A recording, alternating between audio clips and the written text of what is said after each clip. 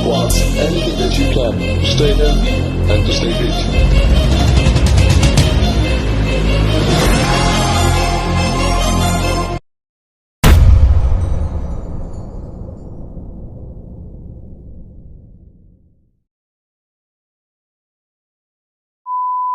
So hi, hello, नमस्कार, आदाब, सत श्री अकाल, welcome back to our very new episode of VT talks.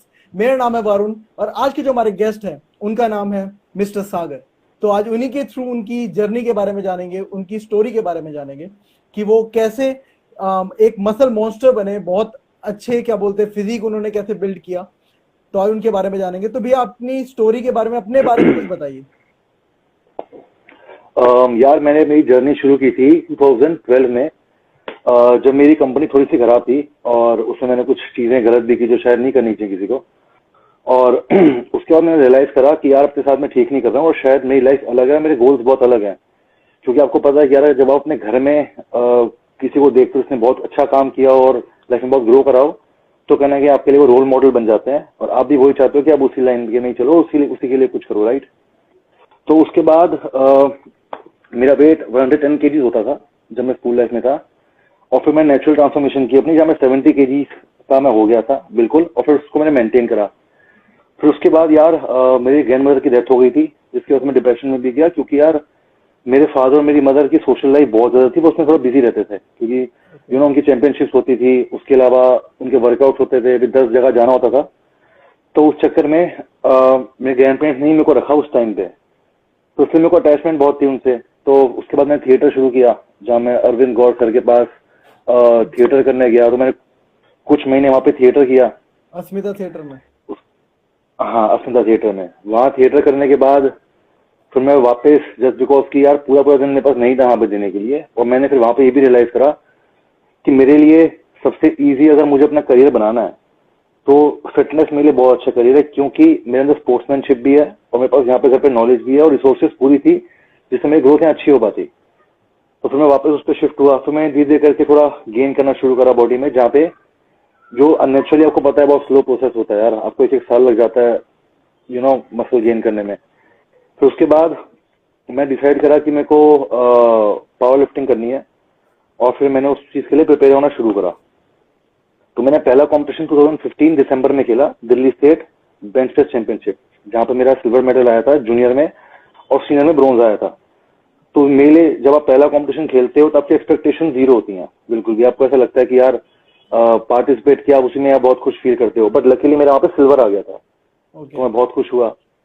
उससे जस्ट पहले फिटेक्स हुआ था 2015 में, आई थिंक ग्रेटर नोएडा में हुआ था। तो वहां मैंने जो स्ट्रॉन्गमैन था उस पर ही पार्ट लिया था, और उस पर भी मैं टॉप 10 में सर्वाइव कर गया था। पर फिर मेरे को टायर फ्लिप करते हुए इंजरी हो गई थी, तो फिर मैं क्वालिफिकेशन से बाहर हो गया था। 2016 में मैंने फिटेक्स दोबारा खेला डेडलिफ्ट का, वहां मैंने गोल्ड किया, तो मेरा पहला गोल्ड मेडल था नेशनल चैंपियनशिप में। फिर उसी साल एंड में इंटरनेशनल चैंपियनशिप होनी थी, जहां पे चाइना, ईरान, अफगानिस्तान, इराक और कुछ कंट्रीज और भी थी जिन्होंने पार्टिसिपेट किया था। वहां मेरे जूनियर सीनियर दोनों में गोल्ड आया था। इसमें जो मेरे लिए सबसे बड़ी बात ये थी कि यूजुअली बहुत कम होता है कि हैवीवेट कैटेगरी में आप अगर आपका अपने इंटरनेशनल सीनियर प्लेयर्स वगैरह बढ़ा देते हो तो बहुत बड़ी बात होती है, क्योंकि आपको पता है जैसे जैसे कैटेगरीज बड़ी होती हैं तो इंटरनेशनल प्लेयर्स बहुत स्ट्रांग होते हैं, खासकर ईरानी और अफगानी, सबको पता है ये बात। तो जब उनको मैंने बीट किया तो मेरे लिए वो सबसे बड़ी वंडरफुल फीलिंग थी अब तक की। उसके बाद मैं 2017 IPF खेला था, जो international Indian power lifting federation है, जो वर्ल्ड की इंटरनेशनल पावर लिफ्टिंग फेडरेशन से लिंक्ड है। उससे बड़ी फेडरेशन पावर लिफ्टिंग की कहीं नहीं है पूरे वर्ल्ड में। वहां पे मेरे 3 गोल्ड मेडल्स आए थे। वहां पे मेरे को लोअर बैक इंजरी हो गई थी और मैं हॉस्पिटलाइज भी आधे दिन के लिए रहा था जम्मू में। बट वहां पे भी मैं जीत गया था। फिर मेरे को कॉमनवेल्थ के लिए क्वालिफाई होना था, और उसका मेन क्राइटेरिया यही था कि मैं पहले नेशनल चैंपियनशिप में गोल्ड लेके आऊं, ताकि ऑटोमेटिकली मेरा क्वालिफिकेशन हो जाए वहां पे। पर होता यह है कि यार हर जगह ना पॉलिटिक्स बहुत होती है, और वहां में से पॉलिटिक्स ऐसी हो गई कि मुझे इनडायरेक्टली सुनने में आया कि वो पैसे मांग रहे हैं, और मुझे लग रहा था कि यार जब मैं कैपेबल हूँ, जब लीगली मैं क्वालिफाइड भी हूँ उस चीज के, तो मैं पैसे उस चीज के क्यों दूं, राइट। पर मेरे से वो मुंह पे नहीं बोल रहे थे। मैंने उनको ये भी बोला, मैंने भी ऐसे ही बोला कि आपको अगर पैसे चाहिए तो मैं डबल दूंगा, बट मेरा नाम मत काटना जो ऑलरेडी बनता है, उन्होंने फिर भी काट दिया। फिर वहां से ना मैं बहुत डीमोरलाइज हो गया, क्योंकि मेरी लिफ्ट बहुत अच्छी हो गई थी। मेरा बॉडी वेट 120 हो गया था, जबकि पहले 132 था, तो मैंने उसको कम भी किया। मेरी लिफ्ट बेंच प्रेस ऑलमोस्ट 200 हो गई थी और जूनियर में, और मेरी डेडलिफ्ट 300 हो गई थी। तो मैं इन दोनों में ही खेलता था, क्योंकि मेरे को नीज में इंजरी थी और मैं स्क्वाट्स करता नहीं था। तो उसके बाद मैं डीमोरलाइज हो गया। मैं सोचा यार, अगर ऐसी पॉलिटिक्स होनी है तो क्या ही फायदा है। अब आप अगर इंडिया के टॉप मोस्ट जूनियर्स को ही अगर आप मौका नहीं दोगे तो किस स्पोर्ट का फायदा क्या है यार। स्पोर्ट को आप अपने घर के लिए चलाओ फिर तो उसको। सही बात। फिर मेरे फादर ने मुझे बोला, क्योंकि वो इतने साल ना मेरी बहुत स्ट्रांग बैकबोन रहे हैं, उन्होंने हर चीज में मुझे बहुत अच्छे से हेल्प करा है कि मैं लाइफ में आगे बढ़ाऊं। क्योंकि ये कोच के लिए बहुत जरूरी होता है कि पर्टिकुलर स्टूडेंट का पोटेंशियल देखना और उसका वो साइकोलॉजिकल कैसा है, उस अकॉर्डिंगली वो बहुत मुश्किल होता है कि आप स्टूडेंट को वही चीज बताओ जो उसके लक्ष्य है इसको ग्रो करने के लिए, राइट, चाहे वो मेंटली हो चाहे फिजिकली हो। फिर world power lifting union competition हुआ 2017 अक्टूबर में, और कॉम्पिटिशन से आई थिंक 3 दिन पहले मुझे इंजरी हो गई थी बाइसेप। मेरा बाइसेप हल्का सा फट गया था और मेरे से 5 किलो का डंबल भी लिफ्ट नहीं हो रहा था। तो फिर मैं डॉक्टर के पास गया, उन्होंने बोला कि आप खेलोगे तो बाइसेप टूट जाएगा, करियर खत्म हो जाएगा आपका। बट वही कि मेरे फादर ने मुझे बोला कि हम ट्राई करते हैं, अगर वार्म अप में जैसे वेट उठ जाता है, इजीली पेन नहीं होता तो हम खेल लेंगे, वरना छोड़ देंगे। तो बेंच प्रेस में तो मैं गोल्ड ले आया था अपना जूनियर में। फिर डेडलिफ्ट की बारी आती है, तो डेडलिफ्ट में मैंने देखा कि मेरे से 200 केजी हिल ही नहीं रहा था, बिल्कुल भी वार्म अप में ही नहीं हिल रहा था। तो उसके बाद जब मैं देखा कि मेरे से वेट में डेडलिफ्ट में वेट उठ नहीं रहा वार्म अप में, तो होता क्या है, जो जिम वाले लड़के होते हैं ना, इनकी ईगो बहुत जल्दी हर्ट होती है, स्पेशली जब इनकी एज बहुत ज्यादा ना हो। तो मैंने वो ईगो पे ले ली। मैंने कहा नहीं यार, क्योंकि यार मेरे फादर भी उस टाइम पे वहां पे फिजिकली प्रेजेंट थे और उनके आगे मैं ऐसा फील होता और मैं वो देख नहीं सकता था, यू नो। तो मैंने पहला अटेम्प्ट लिया 275 का, वो मेरा फेल हो गया, क्योंकि बार बार मुझे यहाँ से ना कुछ खिंचता हुआ दिख रहा था। मुझे लगा टूट जाएगा यार अगर मैंने उठाया तो मैंने क्या किया, उससे पहले अपने बाइसेप पे नीचे की तरफ डॉक्टर टेप बहुत टाइटली बांध दी और आइसिंग करी, ताकि यू नो मेरा बाइसेप टूट के ऊपर ना जाए। वो उस टाइम का जुगाड़ टाइप एक चीज थी, यू नो। पर हो ही रहा था कि टाइट बांधने की वजह से मेरा हाथ सुन हो गया था, क्योंकि ब्लड फ्लो रुक गया था। तो मैं ग्रिपिंग स्ट्रॉन्ग कैसे करूं। हाँ, बट स्टिल मैंने ट्राई करा कि मैं इसको ट्राई करता हूं। तो मेरा पहला लिफ्ट फेल हो गया, दूसरा लिफ्ट ट्राई करा, वो भी फेल हो गया। तो मेरे फादर ना बहुत परेशान होकर चले गए, स्टेज से मेरे को जाते हुए दिखा। अब यार उस टाइम पे तो बिल्कुल ही मेरे को ये था कि मेरे का बाहर टूट जाए फर्क नहीं पड़ता, बट लिफ्ट करनी है। जो मेरे राइवल्स थे ना, वो 260 तक 255 तक पहुंच गए थे। तो मुझे ये भी डर था, मैंने कहा अगर मैं एक भी लिफ्ट पास नहीं हुई तो मैं तो बिल्कुल जीरो हो जाऊंगा, वो तो फिर उनको फर्स्ट आ जाएगा। अब एंड में मेरे जो ओपोनेंट्स थे उन्होंने 275 तक का ही करवाया अपना, क्योंकि उनके लिए वही मुश्किल था, उनके लिए उठ ज्यादा बड़ी बात थी। बट वो सेफ होना चाहते थे कि कल को उसने उठा ली तो हमारा डिफरेंस ना आए दोनों का, मतलब फर्स्ट सेकंड में डिफरेंस ना हो, बस बॉडी वेट का डिफरेंस हो। तो अब हुआ ये, मैंने तीसरा अटेम्प्ट उठा लिया, उनका फेल हो गया और मैं एंड में बिल्कुल क्लियर विन होकर चला गया। उस टाइम वहां पर स्टैंडिंग ओवेशन भी हुआ, क्योंकि यार देखो एक एथलीट स्टेज में 200 लोगों के आगे जब वेट उठाता है और नहीं उठता ना, और 2 बार नहीं उठता, तो तीसरी बार उसकी हिम्मत नहीं होती उठाने की, उसको फील होता है मेरी बेइज्जती होगी, यू नो, और वो नर्वस हो जाता है, कॉन्फिडेंस खत्म हो जाता है। बट वही अगर आपके अंदर विल पावर, हाँ आपके अंदर विल पावर हो और आप चाहते हो ना, आप कर लेते हो। तो उसको स्टैंडिंग ओवेशन भी हुई। उसके बाद यार मैंने लिफ्टिंग छोड़ दी बिल्कुल, क्योंकि मुझे पता है मेरे को इंजरीज बहुत हो चुकी थी और मेरा मेन सपना यह था कि मैं कॉमनवेल्थ में खेलूं, और मैं कॉमनवेल्थ में अगर खेलता ना, मेरा वहां भी गोल्ड आता। अच्छा। क्योंकि वहां भी जो एक इंग्लैंड का प्लेयर था, मुझसे नाम भूल गया, शेन फ्लावर्स नाम था उसका शायद, हाँ, उसने लिफ्ट 290 की मारी, ठीक है। और अगर कॉम्पिटिशन 1 महीना पहले होता, मुझे इंजरी नहीं होती और मैं 300 उठा रहा था, तो मैं उसको भी ले जाता। तो मेरे लिए बहुत प्राउड मोमेंट होता कि मैंने कि हाँ मेरे पास मौका था, मैं कुछ कर रहा था, मैं कुछ कर पाता।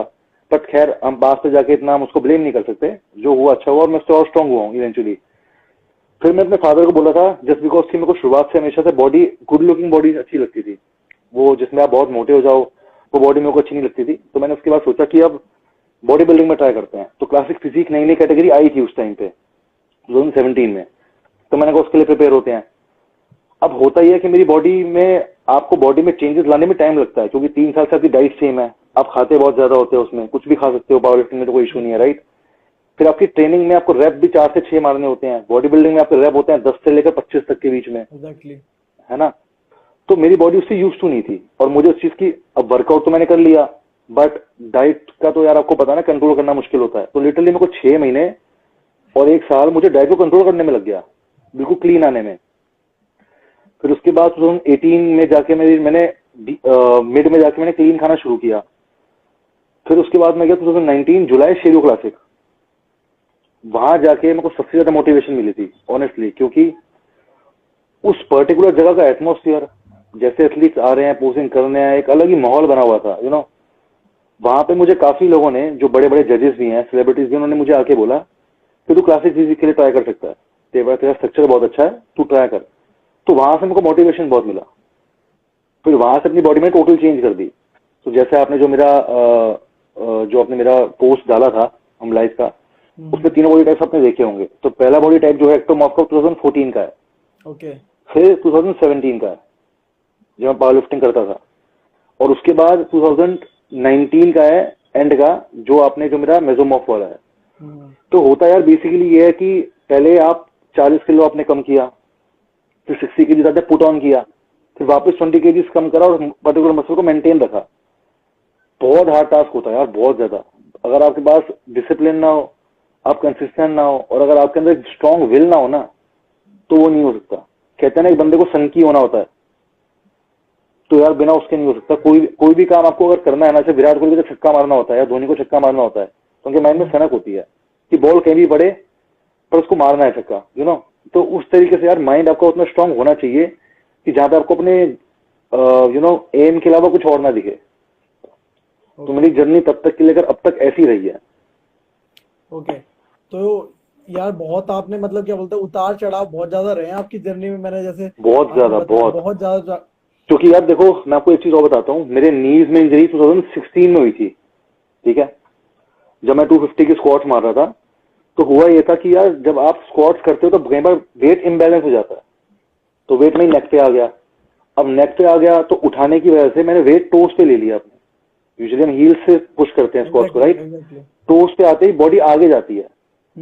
अब टोस पर मैंने जैसे लिफ्ट किया तो मेरे टेंडन में इशू हो गया दोनों में, तो टेंडन पे लोड पड़ गया। तो वो टेंडनाइटिस हुआ मुझे, और वो ठीक ही नहीं हुआ। जैसे मैं अभी लिफ्ट करूं मुझे हो जाया करता था वो, और मुझे आज तक प्रॉब्लम चल रही है, क्योंकि मैंने पीआरपी ट्रीटमेंट भी करवा दी है और भी बहुत चीजें करवा दी, बट वो मुझे फिर भी होता रहता है। बट स्टिल अब आप गेम है यार, कुछ करना है तो आपको हर चीज को जान के समझ के ही कोई ना कोई वे आउट तो निकालना पड़ता है, राइट। तो वे आउट निकाल के ही मैंने अब उसमें करना शुरू करा है, जो कि मेरी लेग्स पहले बहुत यूज होती थी जब मैं स्क्वाट करता था। ओके। डिप्रेशन वाला फेज था भैया, आपने उससे ओवरकम कैसे किया, वो चीज बताओ। यार जब मेरी ग्रैंड मदर की डेथ हुई थी तो हर चीज बदल जाती है। आप एक सौरो और एक चीज में ऐसे घुस जाते हो जहां पे आपको निकलना बहुत मुश्किल होता है, क्योंकि एक स्टेट ऑफ माइंड एक ऐसी चीज है, जैसे हमारी फिजिकल हेल्थ है, मेंटल हेल्थ भी बहुत जरूरी होती है यार। और जब भी आप किसी चीज को लेकर बहुत डिप्रेशन में घुसते हो ना, तो कुछ करने का मन नहीं करता, बट स्टिल आपको रिस्पॉन्सिबिलिटी तो लेनी पड़ेगी ना अपने कामों की। तो मैंने थिएटर जाना शुरू करा सबसे पहले तो, क्योंकि मेरे को ये था कि यार अगर नॉर्मल लाइफस्टाइल तो मेरा सेम ही है, अगर मैं कुछ और नहीं शुरू करूंगा ना तो मेरे से कुछ भी नहीं होगा। और दूसरा क्या था, नेचुरली वेट लॉस करने के चक्कर में मैं कार्ब्स नहीं खाता था। तो एक टाइम ऐसा आया कि मेरे सेंसेस काम करने बंद कर गए। वो कैसे करते हैं मैं आपको बताता हूँ। जब आप कार्ब्स नहीं खाते, आपके फेस पे आप एक्सप्रेशंस नहीं शो कर पाते, पहली चीज तो बंदा ऐसा लगता है कि डेड है। वो मुझे नहीं पता लग रहा होता था, मुझे लगता था मैं ठीक हूँ, बट सामने से मैं दिख रहा होता था वैसा। वो मैंने अपनी थिएटर की वीडियोस में देखा, जो हम शोज करते थे उसमें दिखता था कि यार एक्सप्रेशन फेस पे क्यों नहीं है, क्योंकि ऑब्वियसली ब्रेन को फंक्शनिंग के लिए ग्लूकोज और कार्ब चाहिए होते हैं। आपके एक्सप्रेशन जो आप देते हो उसमें भी एनर्जी लगती है। तो मेरे को रियलाइजेशन हुआ कि नहीं यार ये तरीका गलत था, क्योंकि यार एक टाइम ऐसा भी था जब अपने फादर से मैं उनकी सुनता नहीं था, उनसे पूछता नहीं था, अपने मन से करता रहता था। क्योंकि वो एक टाइम ऐसा था कि मुझे लोग क्रिटिसाइज बहुत करते थे ये बोल के कि इसके फादर ने जो करना था कर लिया, इसके बस की कुछ नहीं है। और वो इतना ज्यादा होता था, और मेरे फादर को भी कहीं ना कहीं मेरा लाइफस्टाइल देख के लगता था कि यार ये कैसा सा हो गया, कैसे कुछ क्या करेगा। तो बंदे के ना अंदर कोई भी अगर इन चीज से निकलेगा, उसके अंदर से ना एक बहुत ज्यादा गिल्ट और बहुत सारी बातें दिमाग में आती हैं, जिससे उसके अंदर से ना एक आग होती है ना, वो निकलती है बाहर कि नहीं यार अब तो कुछ करना है, कुछ भी हो जाए। तो उस टाइम पे वो बंदा बिल्कुल बदल जाता है। तो मेरे में तब मेंटल और फिजिकल ट्रांसफॉर्मेशन बहुत ज्यादा आया, जहां मैं लाइफ में जो चीजें पहले नहीं करता था, नहीं समझता था, समझनी शुरू कर दी। तो जब मैं थिएटर जाना मैंने शुरू किया उसके बाद, तो मैंने देखा कि और दुनिया कैसी है, क्योंकि यार यूजुअली आपका जो लाइफस्टाइल है आपके लिए वही दुनिया होती है और आप उसी में रहते हो। जब उससे आप भाग के कुछ और काम करते हो, एक्टिंग भी मेरा पैशन है शुरुआत से, तो जब मैं वहां पे गया, मैंने एक्टिंग करनी शुरू करी, तो मैंने बहुत चीजें समझी। डिसिप्लिन क्या होता है, कामों करने का तरीका क्या होता है, आपका स्टेट ऑफ माइंड कितना इंपॉर्टेंट है। नेगेटिव अगर आप जोन में रहोगे, नेगेटिव रहोगे, तो लाइफ में कितनी चीजें खो देते हो। पॉजिटिव रहने से उसके इम्पैक्ट क्या आपकी लाइफ में पड़ते हैं। मैं ये समझ गया, जब मैं समझ गया तो मैं पूरा बदल गया। दूसरा यार, हर बंदे के नेचर के हिसाब से क्या होता है, कई लोग ओवर थिंक बहुत करते हैं, उसकी वजह से वो नेगेटिव भी सोचते हैं, कई लोग डिप्रेशन में भी पड़ जाते हैं। तो माइंड को कंट्रोल कैसे करना है, ओवर थिंक आप ना करो, उसके लिए वो सब आर्ट होता है जो आप बाहर जाके सीखते हो। क्योंकि जब भी आप अपने कैरेक्टर में से निकल के किसी और कैरेक्टर में घुसते हो ना, उसके लिए बहुत जरूरी होता है कि अपने आप को छोड़ के पहले दूसरी चीज के बारे में सोचो। वहां आपकी ओवर थिंकिंग पे आपको बहुत ज्यादा, आप उस पर बहुत काबू कर लेते हो। तो उस चीज से मुझे जब 6 महीने 1 साल मैंने किया, तो उतने टाइम में बहुत ट्रांसफॉर्म हो चुका था मेंटली। तो ऐसे में उस चीज से बाहर निकला। ओके, मतलब बेसिकली इन शॉर्ट टर्म अगर हम बात करें इन शॉर्ट वर्ड्स में, कि ओवर थिंकिंग मत करो, ज्यादा सोचो मत चीजों के बारे में, अपने हाँ, अगर माइंड कोई को सोचता है तो। डाइवर्ट करने की कोशिश करो, बेसिकली किसी और हाँ जी। काम में लगाओ जो आपको अच्छा लगता है।